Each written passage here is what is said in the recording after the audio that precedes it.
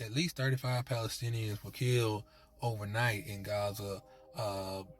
Democracy Now! Said it was 55, and Al Jazeera said it was 82 Palestinians, so we're getting different numbers, so I'm not sure which one is the exact one. Now, 10 people were killed while waiting on treatment outside of a clinic. Now, some were killed in Khan Yunis and others were killed in Deir al-Balah. And 3 children were also among the dead, along with their mother. Now, yesterday it was said that an IDF soldier was also killed. Now, journalists in Israel have spoken out about censorship in Israel recently. They say they fear repercussions for reporting on certain topics. Now, some people in Israel harass them about it, so I think they're kind of in fear for their safety to a certain extent.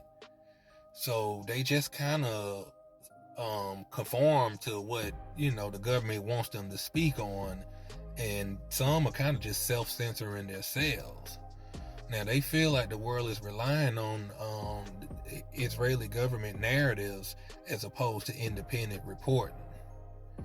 Now, this is why they don't let international journalists in Gaza, I believe, so they can hide the war crimes they're committing, and it makes it harder to get exact numbers on how many people are being killed in Gaza, which, you can see where they're reporting, different places are reporting different numbers.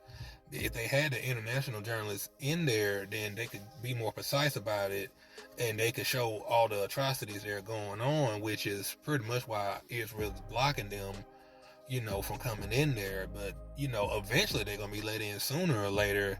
So I think we're going to hear even more horror stories once, journalists around the world are allowed to come in there and really find out what's going on.